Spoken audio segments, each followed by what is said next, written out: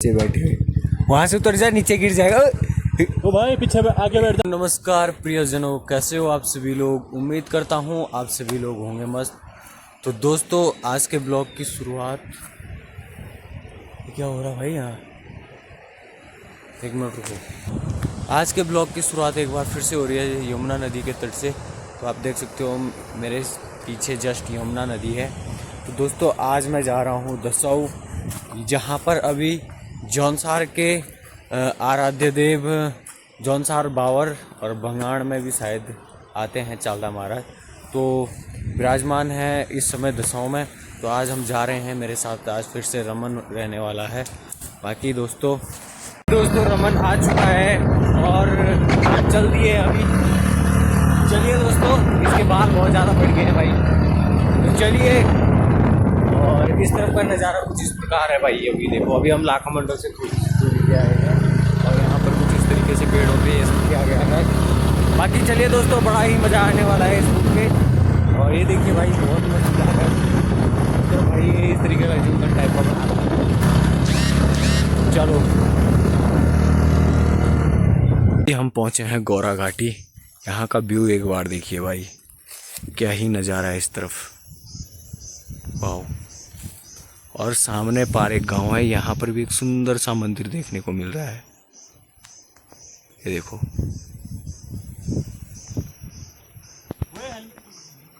वही है हेलमेट। तो चलिए दोस्तों, यहाँ से थोड़ी सी ही दूरी पर है, हो सके तो टाइगर फॉल भी देखेंगे। सब कुछ देखते हुए जाएंगे आगे। तो चलते हैं अब। देखिए भाई कैसे क्रिएट है यहाँ पर। इधर में देखिए बांज का जंगल है भाई, पूरा एकदम पूरा बांज का जंगल ऊपर तक देखिए। और जहाँ पर दोस्तों बांज के जंगल होते हैं ना, वहाँ पर पानी की कमी नहीं होती है, बिल्कुल नहीं। तो चलिए भाई, चलते हैं अब। क्यों? तो अभी हम थोड़ा सा चक्रावता टाइगर फॉल से थोड़ा आगे रुके हैं। तो आप सभी लोग कभी भी कहीं भी जाते हो, चक्रावता, मसूरी, कहीं भी, तो आप लोगों को ज़रूर ये सब देखने को मिलते होंगे। झंडे हैं जो लगा रखे, तो इनके बारे में आपको एक बार ज़रा बता दूं। ये होते हैं दोस्तों बुद्धिस्ट मॉन्क जो होते हैं। मॉन्क यानी बुद्ध के जो धर्म गुरु होते हैं, उनके जो है इसमें मंत्र लिखे हुए होते हैं, जो कि शांति मंत्र होते हैं। हालांकि बुद्ध ही लैंग्वेज में लिखा हुआ है, मतलब उसी लैंग्वेज में लिखा हुआ है, जो कि मेरे समझ में नहीं आ रहा है। दूसरा, इन मंत्रों में जो है शांति होती है, कि यानी शांति, समझ रहे हो ना, एक अलग सी वाइब होती है इनमें। अगर इनको जो है 3 या 4 लोग एक साथ पढ़ते हैं। इनमें दोस्तों चित्र भी बने हुए हैं, ये देखो, देख रहे हो। जिस तरीके से हम लोगों की जन्म पत्री होती है ना, वैसे ही है ये भी। तो ये बौद्ध धर्म में होते हैं। अक्सर जब कोई बौद्ध जैसे यहाँ पर आया होगा, फिर उसकी मृत्यु हो गई होगी यहाँ पर, तो तब भी इस तरीके की उनकी आत्मा की शांति के लिए इस तरीके की झंडे मतलब लगाए जाते हैं। ये देखो,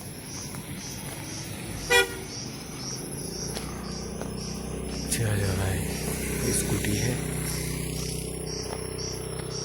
तो कभी भी ये दिखे तो बौद्धिस्ट होते हैं भाई।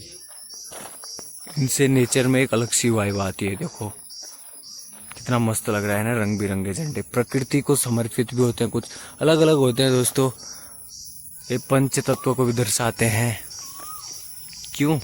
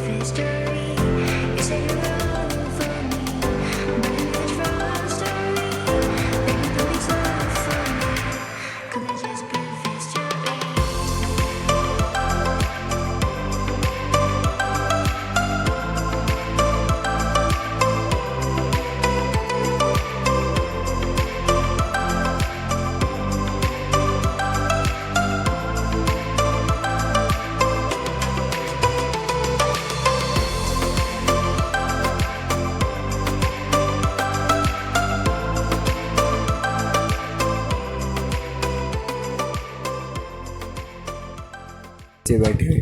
वहाँ से उतर जा, नीचे गिर जाएगा। ओ भाई पीछे आगे बैठ जा, आगे नीचे गिरेगा वहाँ से, नीचे गिर जाएगा। पीछे है देख ले एक बार। पाँच सब पीछे बैठ। चले कोई रूट है भाई, ये वाला है, वो तो खार से चले जा रहा है। ये नहीं है, ये है। बच्चों ने बता दिया। लोगों ने रवाई वैली में कुछ गाने लगते हैं रुद्रेश्वर महादेव के, जिसमें जो है ढाकरे का जिक्र किया जाता है। तो ढाकरा चक्रावता में था, चक्रावता में है, और आप देख सकते हो यहाँ पर। और इसी जगह पर जो है वो लोग राशन लेने आया करते थे। इस तरफ मार्केट है आगे, और यहाँ पर भी है। मेरे ख्याल से इसी एरिया में आया करते थे। तो रवाई वैली के जितने भी लोग हैं वो यहीं से आया करते थे। और यहाँ पर नीचे मंदिर भी है भाई, गोगा जहारवीर का। ये देखिए यहाँ पर।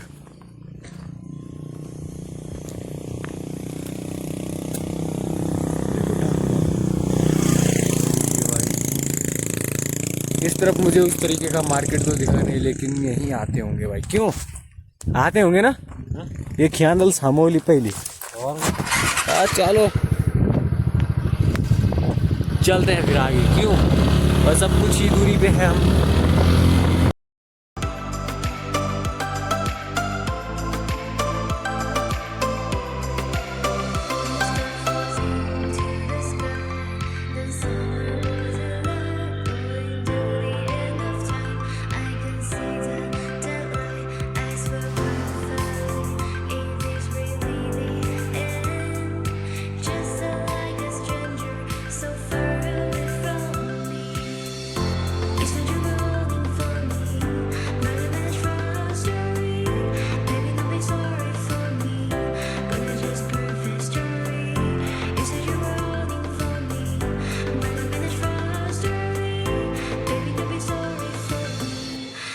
Just perfect story.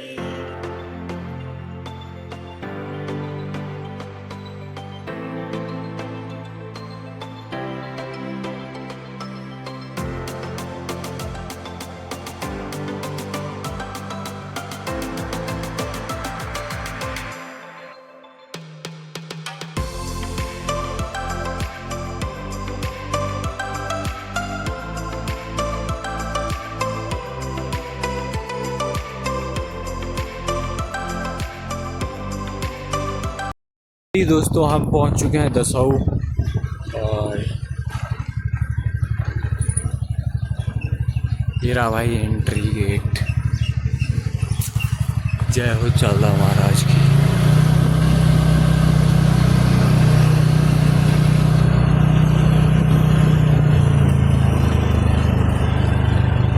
सामने पर मंदिर भाई।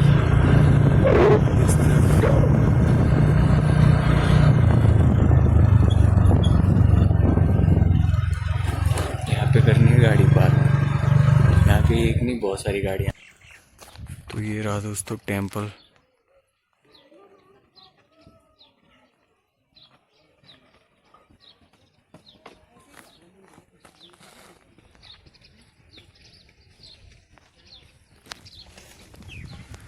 चलिए भाई।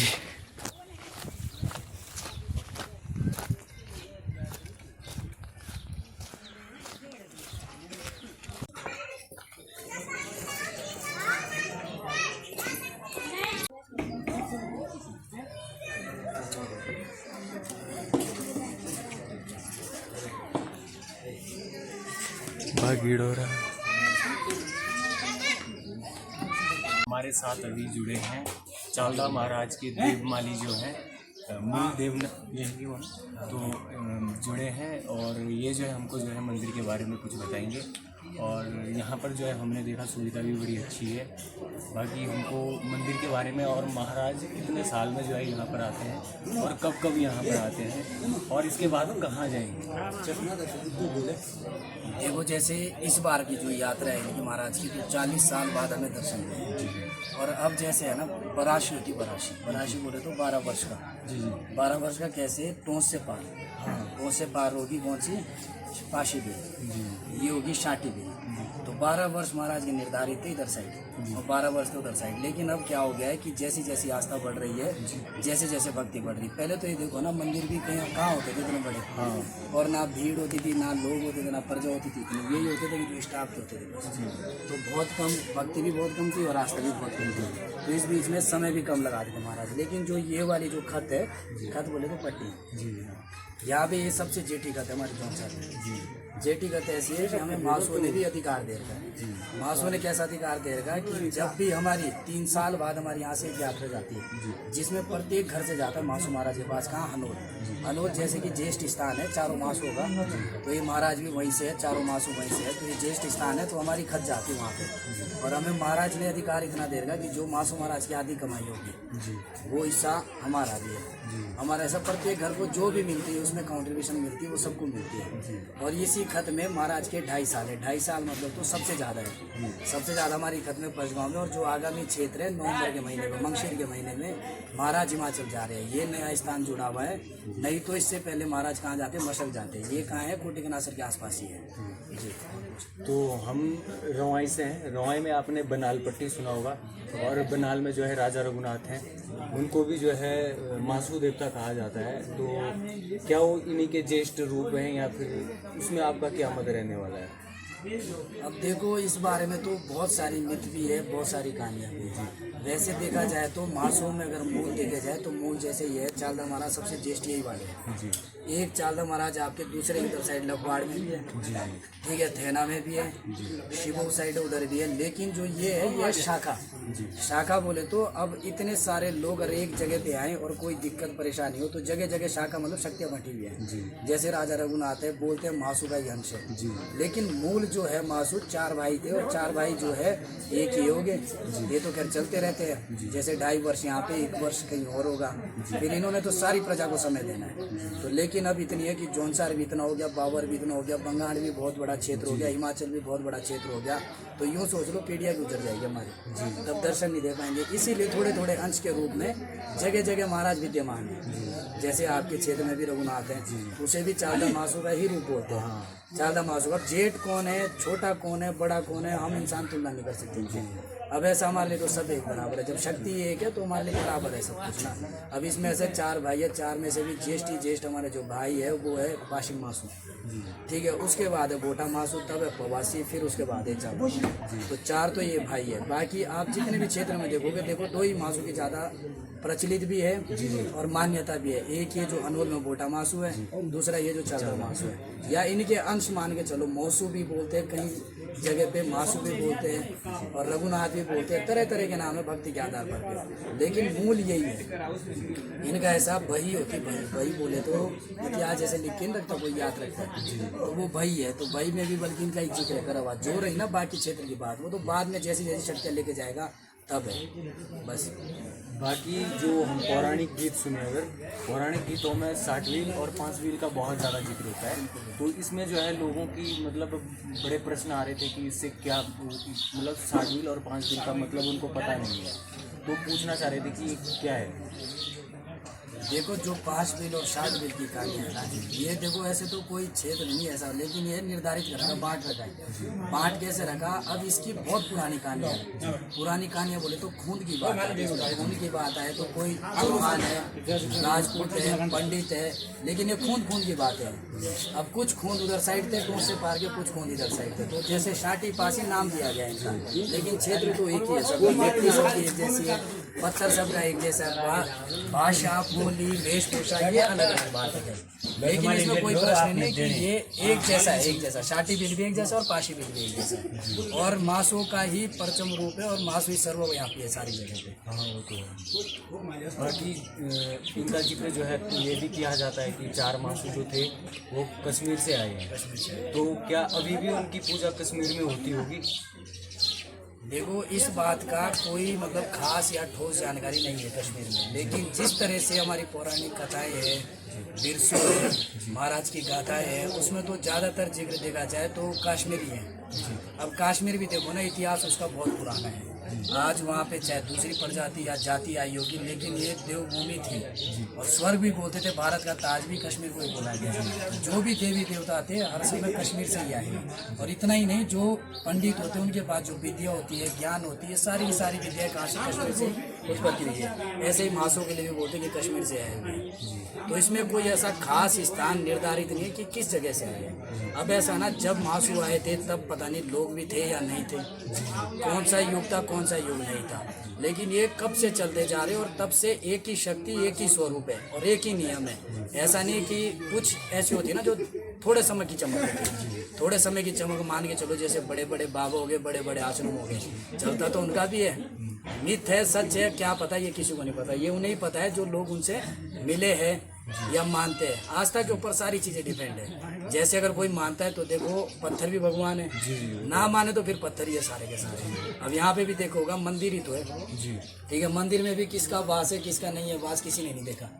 लेकिन ये है कि आस्था ही सबसे बड़ा विश्वास है और आस्था ही भक्ति भी आधार भी है। और भगवान भी भक्ति से ही है, नहीं तो भगवान का कोई रूप नहीं। और देव भी उसे बोला जाता है जो सबका साथी है। सबका साथी बोले तो जिसने अगर किसी की गर्दन भी काटी है उसका भी न्याय देखना पड़ता है। चलो गलती तो हर कोई करता है, लेकिन देव का मतलब वो है कि उसका सजा भी मिले और साथ में उसका न्याय भी मिले, ठीक है। तो इसीलिए देव वही है जो सबके लिए एक जैसा हो, चाहे छोटा हो बड़ा हो चाहे कैसा ही हो, सबके लिए एक जैसा हो।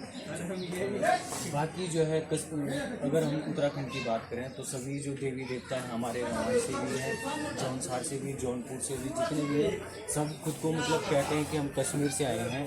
तो इनको कश्मीर से क्यों आना पड़ा? क्या ये कश्मीर में ही अपना राजकाज या वहीं पर इनका नहीं हो सकता था? इनको कश्मीर से उत्तराखंड में क्यों आना पड़ा?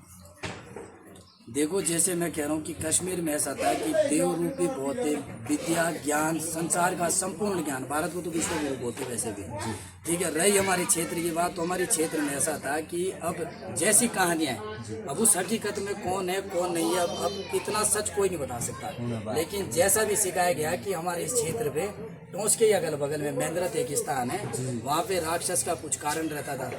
राक्षस क्या करते थे कि इंसानों की हत्या करते थे। अब नर हत्या सबसे बड़ी हत्या है, ठीक है। अब हत्या है तो फिर इंसान ने तो किसी न किसी को देव को मानना भी था, लाना भी था।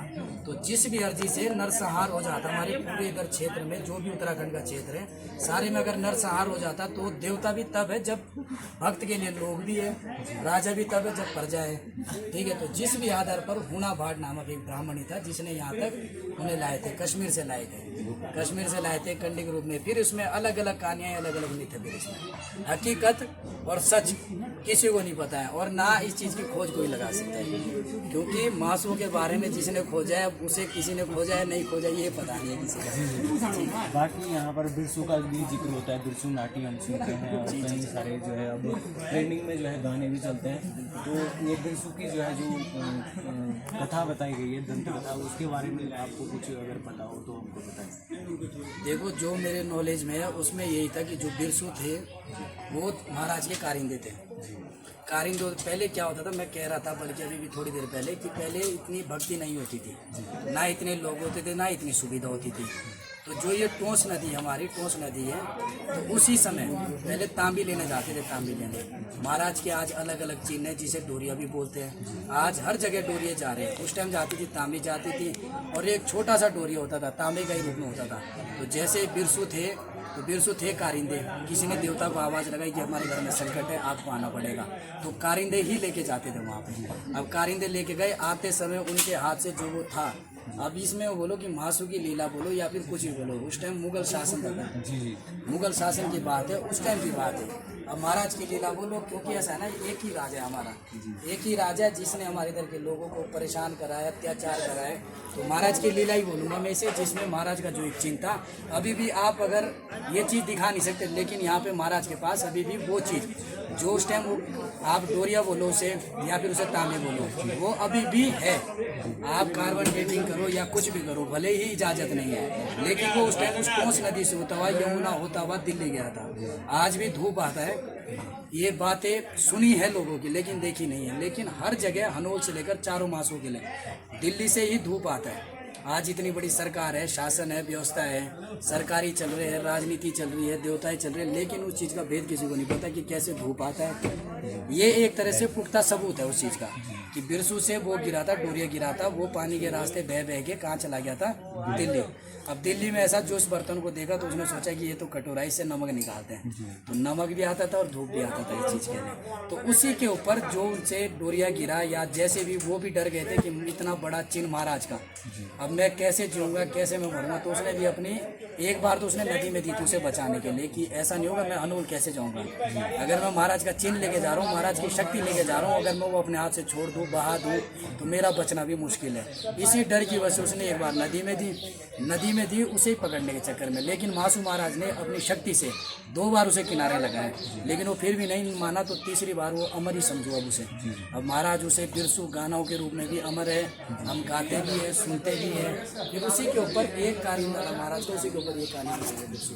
दूसरी बात आती है कि सारी जो है बलि प्रथा जो है, अगर हम कहें कोई भी त्यौहार हो, कोई भी रस्म हो या कोई भी रीति रिवाज हो, तो बलि प्रथा जो है यहाँ पर बहुत ज़्यादा प्रचलित है। और पूरे उत्तराखंड में है, वैसी बात नहीं है, हमारी बहुत बड़ी में भी है। लेकिन बात की जाए तो अब जो है बलि प्रथा पर रोक लगाई जा रही है। कई सारे बाबा आए हैं और उस कहते हैं, तो मतलब आपके हिसाब से उत्तराखंड में क्या बलि प्रथा रुकनी चाहिए?